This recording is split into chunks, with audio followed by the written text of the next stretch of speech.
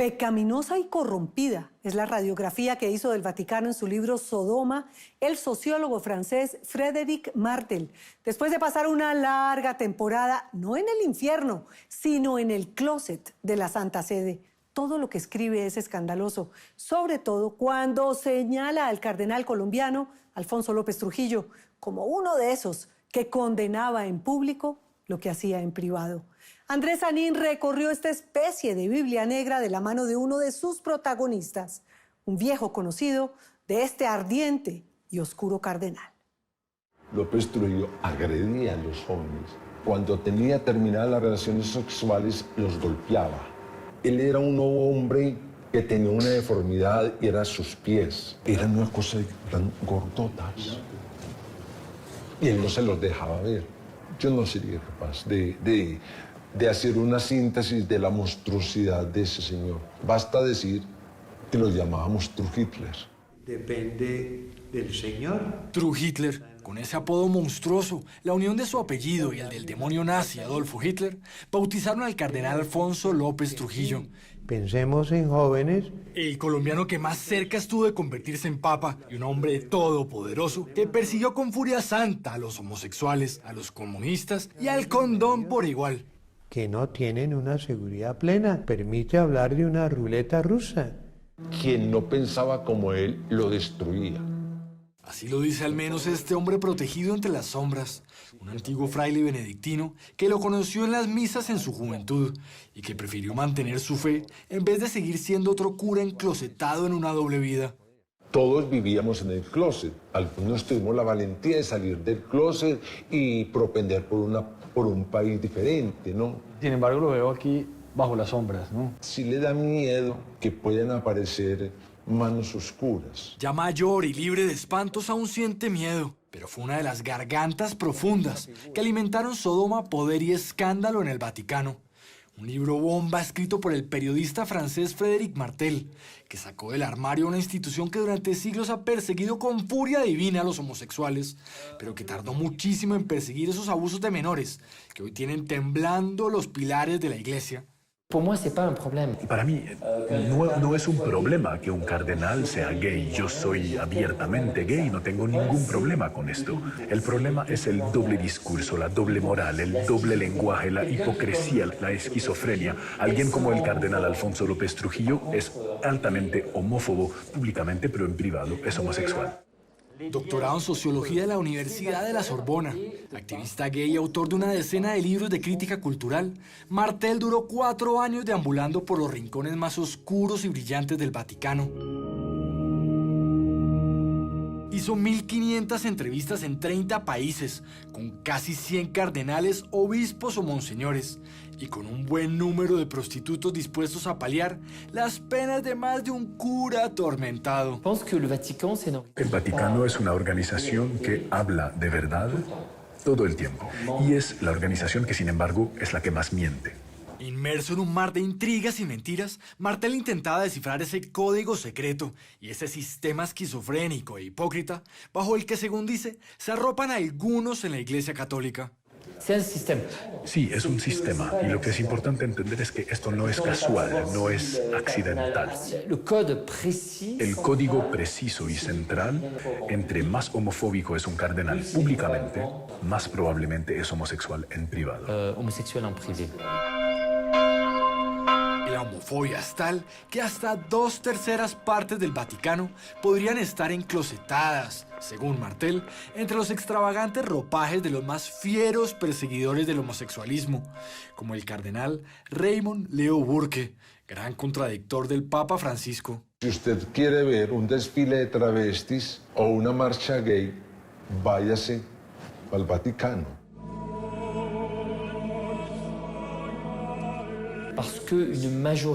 La mayoría silenciosa de cardenales, de obispos y de sacerdotes son homosexuales, y más aún cuando nos vamos elevando en la jerarquía. El libro de Martel denuncia todo tipo de pecados capitales en el Vaticano: adicción a la pornografía, orgías gay, sadomasoquismo, travestismo y hasta peleas de boxeo de prostitutos desnudos en elegantes lechos vaticanos, donde, según dice, ha encontrado consuelo más de un refugiado llegado del África a las costas italianas en pateras ilegales.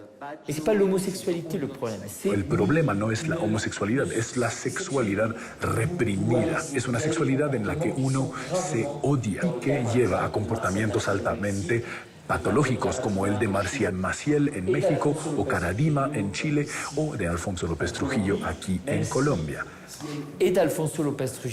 De esa maquinaria de deseos reprimidos surge el cardenal Alfonso López Trujillo, en la Colombia de su tiempo, casi un dios bañado por condecoraciones, bendiciones y reflectores. Pero según Martel, uno, sino el más patético y oscuro personaje de su libro, y un hombre atormentado que terminó con sus discursos homofóbicos, alimentando ese mismo sistema de persecución y odio que lo engendró. ¿Qué se decía de López Trujillo en el Vaticano? Se dice que era muy esquizofrénico, estaba tan obsesivamente en contra de la homosexualidad, obsesionado por este tema que había algo escondido y he descubierto el secreto. Lo que descubrió Martel era un secreto a voces, según cuentan sus fuentes tanto en el Vaticano como en Bogotá o Medellín. Hay el caso de un joven con el cual él tiene relaciones sexuales. A ese chico lo dejó tan mal que lo tuvieron que sacar en avioneta para que lo atendieran en un hospital en Panamá. Sí, el tipo aquí, cuando llegaba el carro, todo eran las campanas, todo. Y él fue muy amigo del Opus Dei. Ahora que desandamos los pasos de López Trujillo, nos cuenta que como arzobispo de Medellín se movía ante la catedral y ese cinturón de prostitución y poca castidad que aún rodea el templo, siempre vestido de guante en blanco, bañado de incienso, seguido por campanas, guardaespaldas y una aura celestial. Era un pavo real completo. Como una diva, como una reina. Siempre fue diva. Y quería que la trataran como tal, ¿no? Había que decir la eminencia. Había un apartamento en el centro de Medellín donde a él le llevaban los jóvenes. Este era uno de los apartamentos. A ese apartamento, dice, le enviaban como un secreto de confesión a los prostitutos que le conseguían otros clérigos disfrazados de cazadores sexuales o proxenetas, entre ellos uno al que llamaban la gallina y que terminó convertido en arzobispo. Él simplemente cuando tenía necesidad, como necesidad de comer, necesidad de follar, había una corte que le colaboraba, ¿cierto?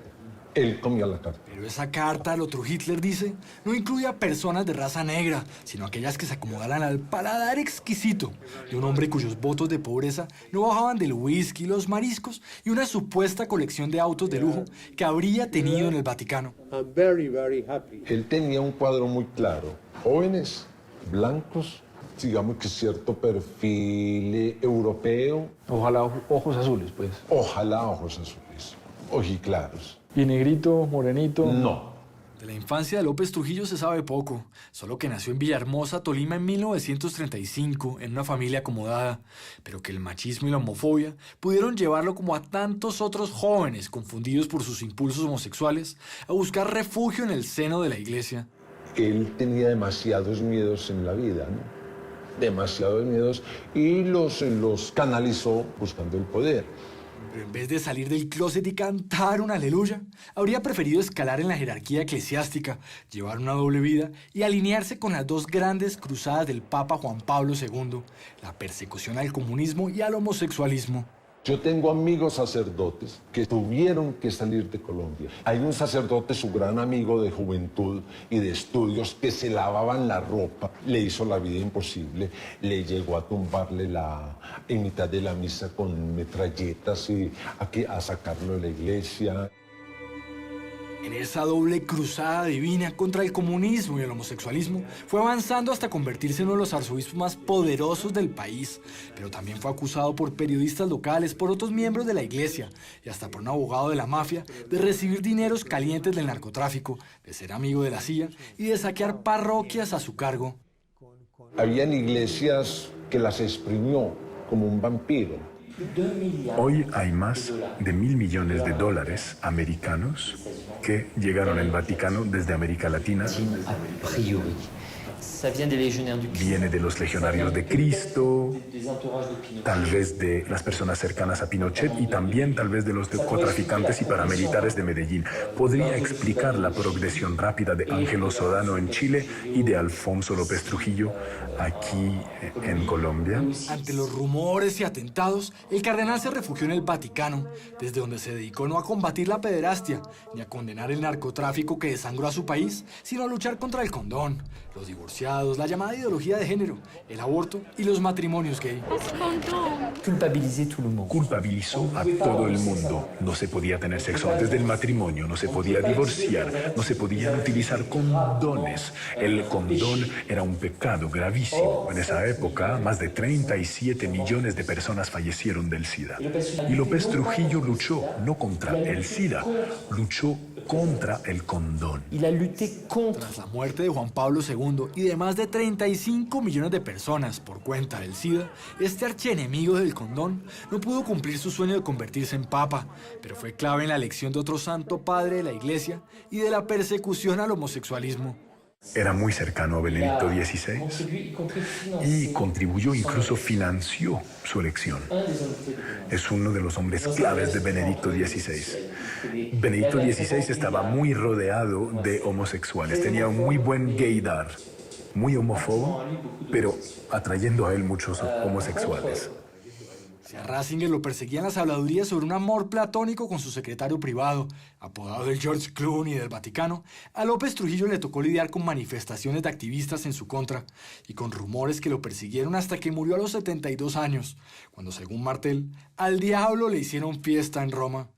Un cardenal en el Vaticano me dijo que cuando falleció se le enterró en Roma porque no se podía enviar su cuerpo a Colombia, porque aún muerto su cuerpo no podía llegar al territorio colombiano. ¿De qué murió López Trujillo? Un rumor antiguo deja entender que pudo haber muerto de SIDA y me lo han mencionado varias veces. El rumor del SIDA debió ser una venganza irónica por su guerra contra el condón, pues el mismo Martel cree que lo habrían tratado de esa enfermedad, que según estudios citados en su libro, es 4 veces mayor que en el resto de la población.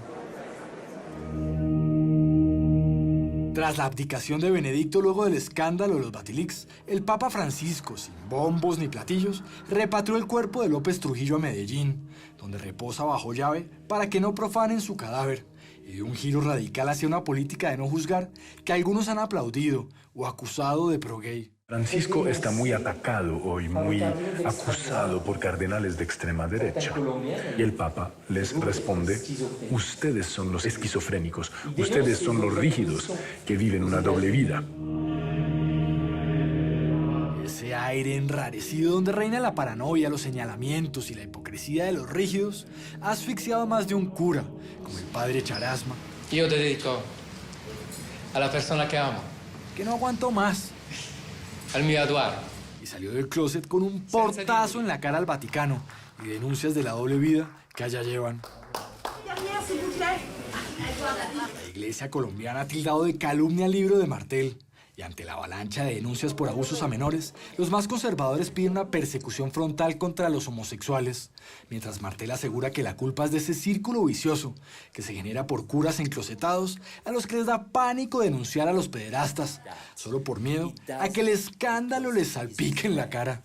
He's terrified. He's terrified that if there is a problem, if there is a media, if there is a scandal, if there is a trial, then his own homosexuality might be revealed. Si esta institución, yo soy creyente, no se purifica, estamos condenados a seguir repitiendo los mismos monstruos que hemos conocido. Cuando una organización es tan homosexual y que miente tanto, llega un momento en el que hay que reconocer la verdad y la realidad. Y yo estoy a favor, por supuesto, de la ordenación de las mujeres y al matrimonio de los sacerdotes, que es la clave y el corazón del problema. Salir del closet, levantarse el hábito del celibato y romper con esos códigos de silencio que alimentan los abusos podría ser la última salvación del Vaticano, si es que no quiere desaparecer de la faz de la tierra como Sodoma.